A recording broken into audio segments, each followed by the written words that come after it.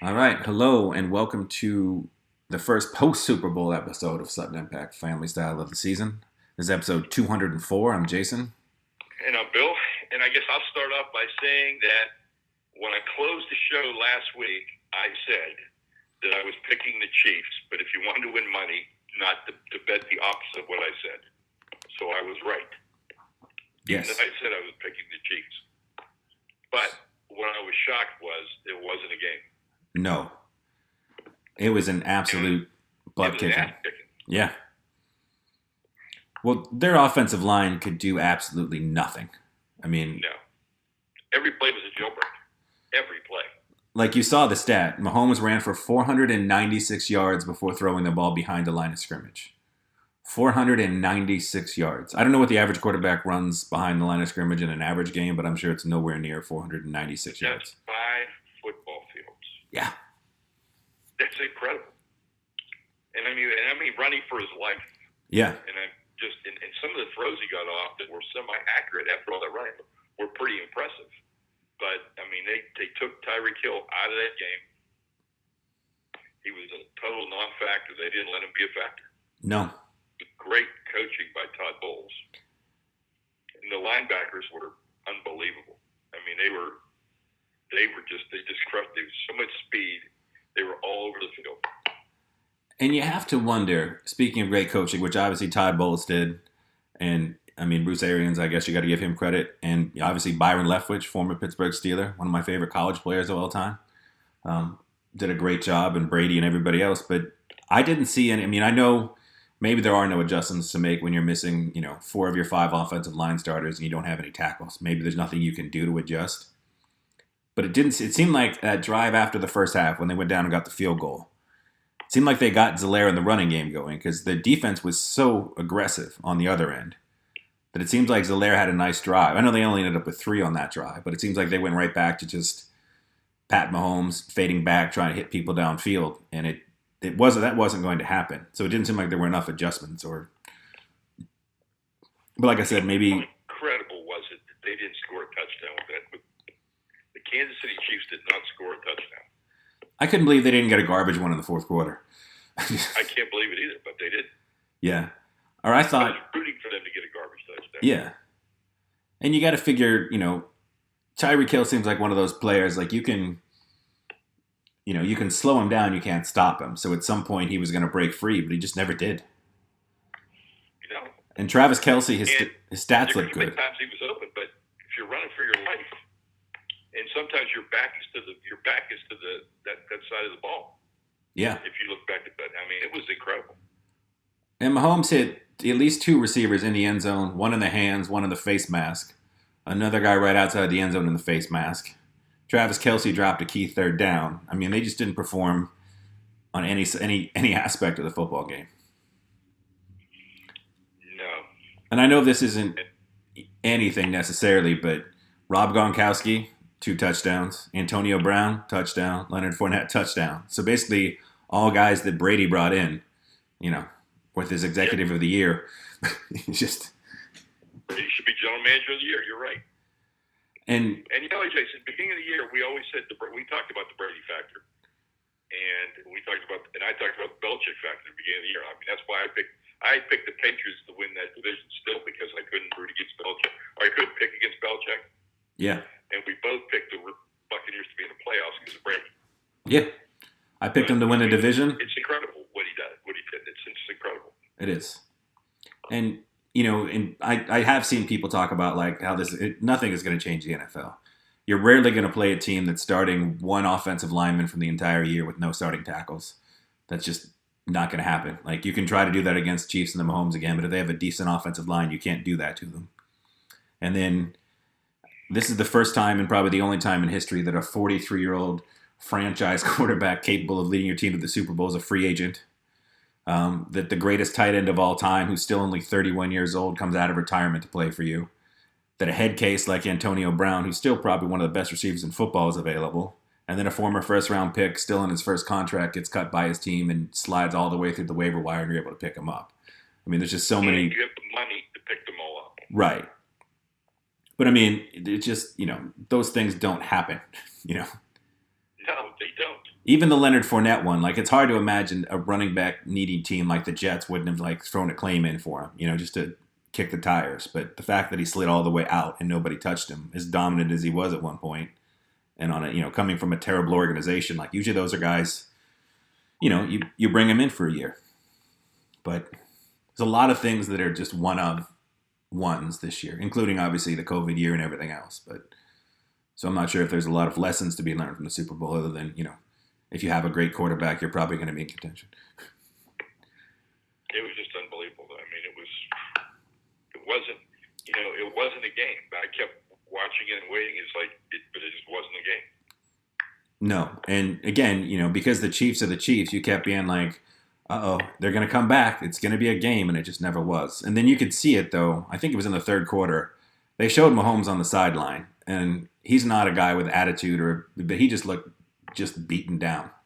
And speaking of that, how about Honey Badger looking like he lost his mind the whole game? Yeah, I would say, because I guess we can talk about the officiating now, too. I mean, I thought all the penalties were penalties. You could say they were a little bit, lighter. That wasn't how they called them all year. But I thought the only thing that they got screwed on is that Brady started the trash talk. And he ran after Matthew, and then Matthew was the one that got the flag. And I know that penalty didn't do anything because it was the end of the half after the Antonio Brown touchdown, and it just let them kick off, from the 50. But, that seemed like, kind of a bummer one for them. Any surprises for you in the Super Bowl? I mean, other than the outcome. I mean, again, we talked about last week when we did our predictions. Like, they don't have an offensive line, and, you win in the trenches. But I still can't believe it was that dominant. I'm surprised Le'Veon Bell didn't see the light of day. Well, the Chiefs did not really run the ball, and when they did, I mean, Edwards-Helaire had No, but I mean, I would have used him as a receiver. We saw him as a receiver in Pittsburgh, and he was pretty good. Yeah. I'm just surprised that they didn't. Nothing was working that they were doing. Why wouldn't they try something else?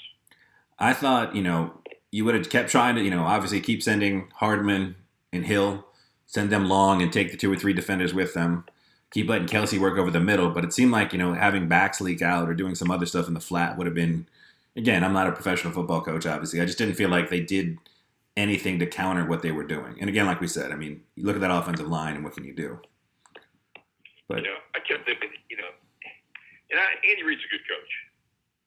But it was like, no, this is what we've done all year. This works. Yeah. And it wasn't working that day, and they just stuck with it. So, oh well.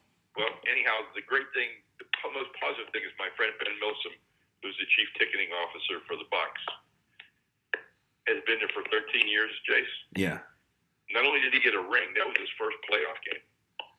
And they get WrestleMania this year. Things are going off there. Yep.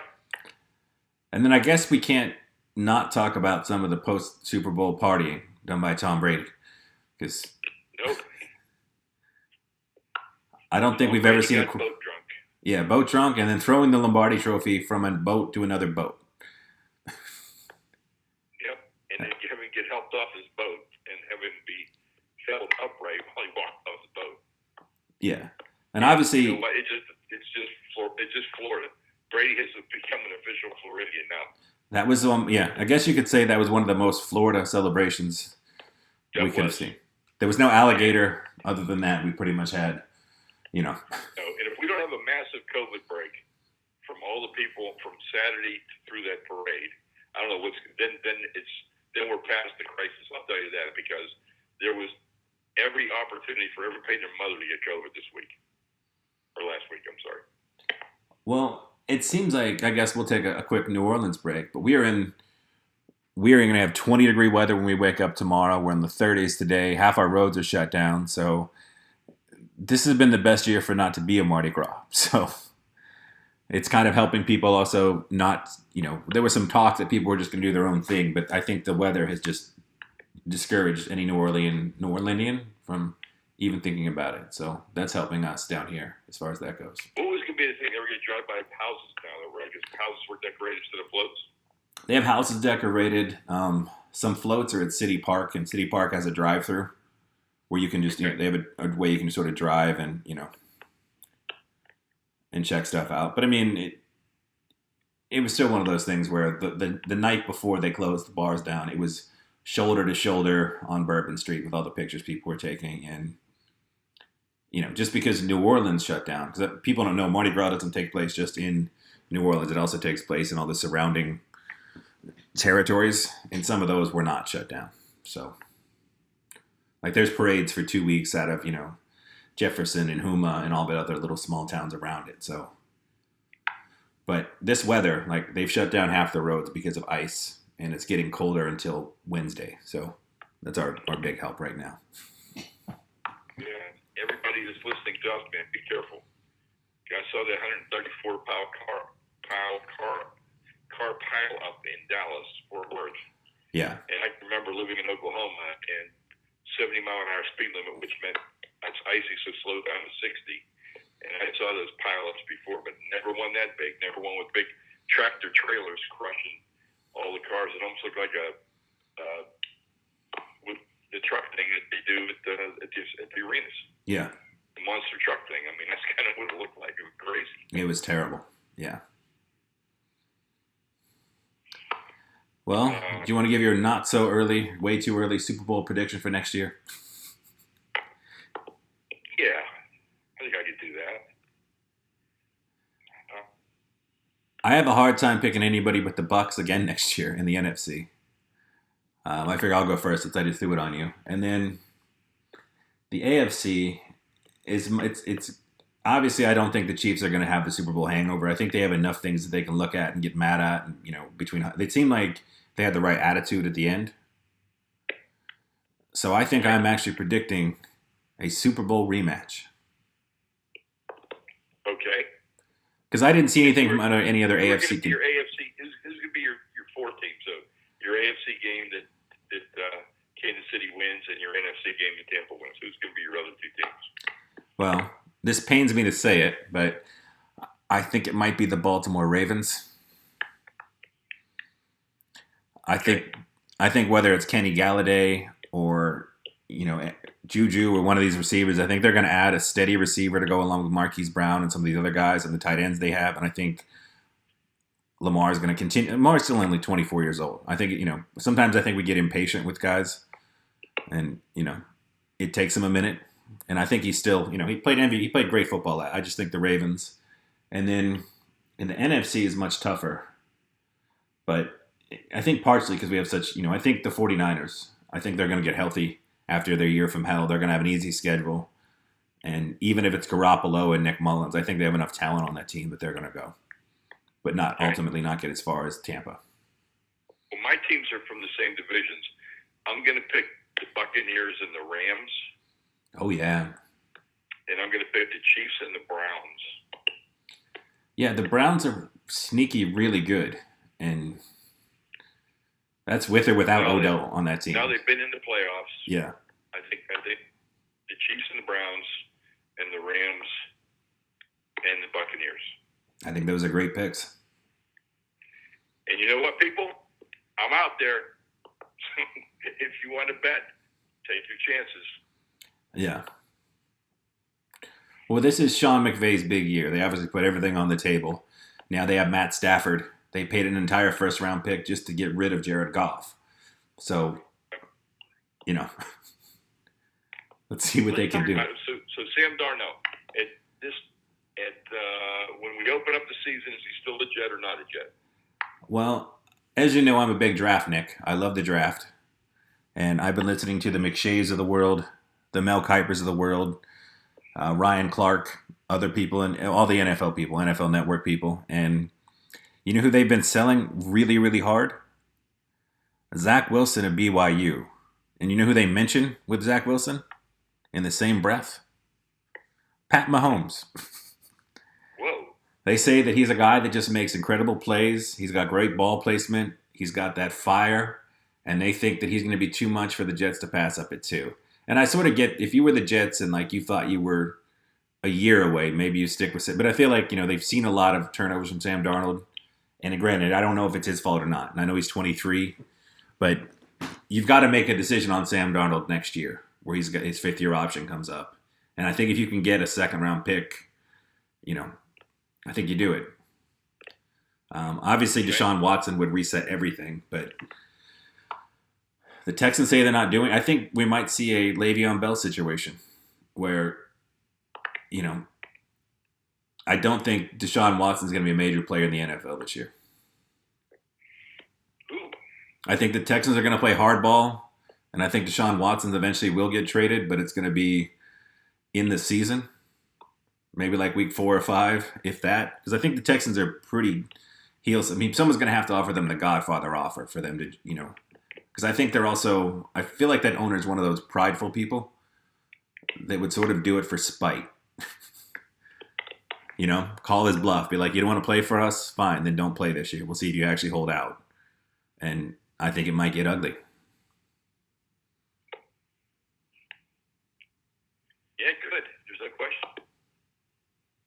Because, like I said, I think if they were a smart organization, you let J.J. Watt go, Yep. and you're a full reset at this point if you're the Texans. You're not a contender whether you have Deshaun Watson or not. And do you want to have him get continually beat up for another season on a mediocre team, or do you want to restock and get 4 first-round picks and really make something? I mean, like I said, whether you traded him to the Jets or the Dolphins, you're going to get one of the top 4 quarterbacks this year if you want him. Or you get the tackle, the wide receiver, you get everything else in place, you get your quarterback next year. Because there'll be 3 or 4 guys next year that everybody thinks are going to be incredible too. So, Okay. What's my other thought on a quarterback? Anybody else you see moving? it sounds like the 49ers are stuck. I don't think they have the ammunition to go get somebody other than Garoppolo, so I think they're kind of sticking with Garoppolo. And I, what do you think of the Russell Wilson stuff that just sort of popped out of nowhere this year? I mean, he seemed like a lifelong Seahawk to me. He's got sacked more than anybody. I mean, his sacks are unbelievable. They are. So, I mean, I know he's frustrated. I know he's beat up. I mean, he's a Seahawk. I mean, it's hard to envision him. He hasn't demanded a trade, but, I don't know. It'd be a big market for him. Oh, a huge market. Because, I mean, he makes your team a playoff contender just being their quarterback. Because we talked about quarterback. I know you can throw out the Joe Flacco's of the world and the Eli Mannings and the Trent Dilfers. But for the most part, if you look at the people that are, I mean, we went through a long run where it was Brady, Roethlisberger, and Manning for almost 25 years were the only quarterbacks in the AFC Championship game for the represent the AFC in the Super Bowl. So, I mean, you need a great quarterback for the most part. You can have your anomaly years, but that's pretty rare. So I think Right. Russ would make your team. I've heard that Russ, I mean, he's a very political answer person. His wife is a famous singer, and not that Seattle's not a big market, but it's probably not the kind of market where, Russ wants to make moves in necessarily. So I could see it. It just feels like it sort of came. It seemed like he almost was, sort of reading the tea leaves and being like, well, if Watson was the first person to do it and people are supporting him, maybe I can come out and do it now. Like, I don't think Russ is ever going to lead in that sort of way. I don't think he wants to upset people. I think he wants to be, he gives pretty generic answers. And people have talked about him as a teammate of being kind of a phony. I don't know if he's a phony or not. I just don't think he wants to ever upset anybody. Right. But I think now that it's, you look at all the support that Deshaun Watson's getting, it's a little bit different because I don't think Seattle's been nearly as bad to Russ as the Houston Texans. And I mean, you look at politically the Texans and the owner and some of the things he said and things along those lines, like, it's a much easier team to support, I think, than a guy that won a Super Bowl and been to another Super Bowl in Seattle and has DK Metcalf and Tyler Lockett. They spent a first round pick on a running back and Rashawn Perry that just didn't work out. So I mean, it's not like they're not giving him, they're addressing it, Yeah. It's interesting. I mean, we'll see some. I think it's pretty close to the draft. This will be fun. This will be fun for you to follow. You love this stuff. I do. And speak of which, I told Jason yesterday offline that the fan-controlled football league, you can invest in that for about $150, and you can draft draft players for your team, and you can vote on plays and different things like that. So I'm going to spend $150 and I'm going to give it to Jason, our franchise, and let Jason do it, and we'll talk about that periodically on the show once we get to do it. Oh, it sounds. But I watched it this past weekend and saw that it's on Twitch, and I saw that Johnny Manziel was back, and his team lost, I think, 48-44. But I can't imagine Johnny Manziel. He must be getting all the money in this league. It's 7-on-7 indoor if you haven't seen it. So a lot like the Arena Football League without kickoffs and punts. There's no kicking game at all. No, but the fan-controlled part is, very forward-thinking. And it's a great way to get your team some attention. And you add in the gambling aspect of it, and you got something. Well, it's a video game without with live people. Yeah. So how can you argue that? I mean, it's a video game with a lot. You actually have stake in the game, and you can actually move the players around, just like you could if you were playing the game. So, and you get four. I think you get to call four running plays, and 4 pass plays. Yeah, it's almost like old school Tecmo Bowl, where you only had 8 plays to choose from. So we'll be following up on this, and if we do it, I think we'll look to get Andy Dolich, who's the commissioner of that league, on the show with us, and he can talk about it. Yeah. Well, let's go with AJ. Are we gonna? Do we have an All-Star game this year? Yeah, I think we do because of the TV thing. Yeah. And that's a lot of money for the players, and nobody's going to walk away with money. I mean, there's a lot of reasons not to do it. Yeah. But the league's hurting. The players. Nobody got their payout last year, and did not have the All-Star game. That's a big payday it's a big event for TNT, and you do it all in one day. The skills competition, everything else. So I don't know. I mean, it's going to happen. Yeah. Well, again, like I said, I think you could have, you could do an interesting, horse slam dunk contest from just the NBA home arenas, and you just have them do it, and almost like with a Zoom sponsor where everybody gets to see the other people do, have team dunks, and there's ways you could do the skills competition without actually having everybody at the arena. But I mean, it definitely doesn't seem like the players are that. I mean, it seems it's more of almost like a rest situation than anything else. They just thought they were getting the time off and really wanted the time off. So, I can see that, but it's one of those things that they need the money. Yeah. I mean, the NBA needs to fulfill its obligations, so it's going to happen. You know what? I like to see, Jason, if they did film those, I like to see somebody be at the Rucker Playground in Harlem to do slam dunk and other things like that too. Yeah. See some outdoor courts to some real interesting, some of these historic things like Allen Fieldhouse or the place where they filmed Hoosiers. That things and the players in those markets would go there. Yeah, and again, you could fog it like we do our sets every day. Make sure you have minimal people there, everybody's tested, and I would tune into that more so than I would normally. Like as opposed to just sort of, following on social media and occasionally watching a cool dunk. Like if you were going to be at those locations in this one rare time, then it's like, oh, now, it's like watching the outdoor hockey game. That first off, that looks awesome when they do outdoor hockey, but the first couple times you're like, I just want to watch it. Something I've never seen before. All right, let's talk about the Brooklyn Nets and James Harden moving to point guard and Kyrie moving to number 2 shooting guard. What do you think? Well, offensively, it's historic and it's working. So. Yeah. I mean, Kyrie's a 40, 50, 90 guy, 40% from 3, 50% from the line, 90% from the free throw line, which is, historic level numbers. Harden's been a great facilitator. Like my fantasy basketball team was called the Harden Diet because he's on my team. I didn't get to pick. I was on vacation and I just had to, but he went from being a tub in Houston to being in shape again. And then, it doesn't look like they're going to get Andre Drummond, though, which I thought would have been pretty huge for them. It looks like he might end up in Toronto. But if they can add another big, and I think in the playoffs, those guys are going to play a little harder. And defense is a lot of effort, Yeah,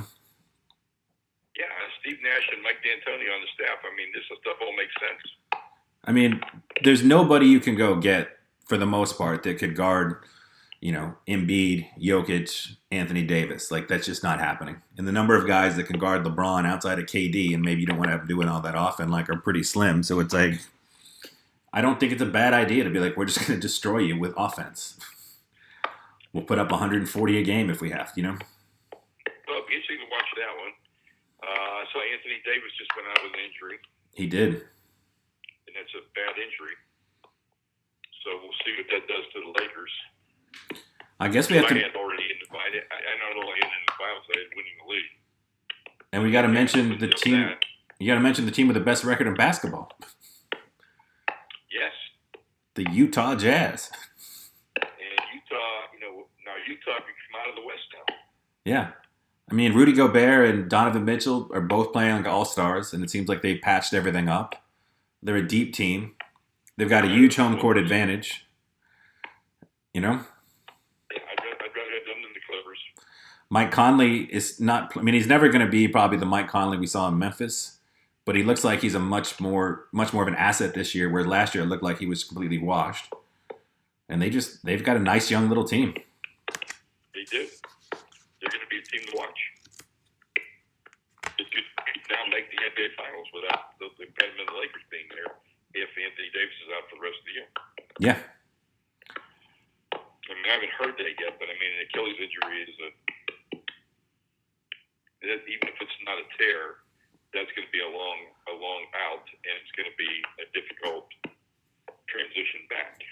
And I think if you're in the Lakers, you're in a weird place because you're obviously thinking long-term with Anthony Davis, but you do have LeBron who's, again, he's probably an alien because he keeps not seeming to be affected by, aging. But at some point,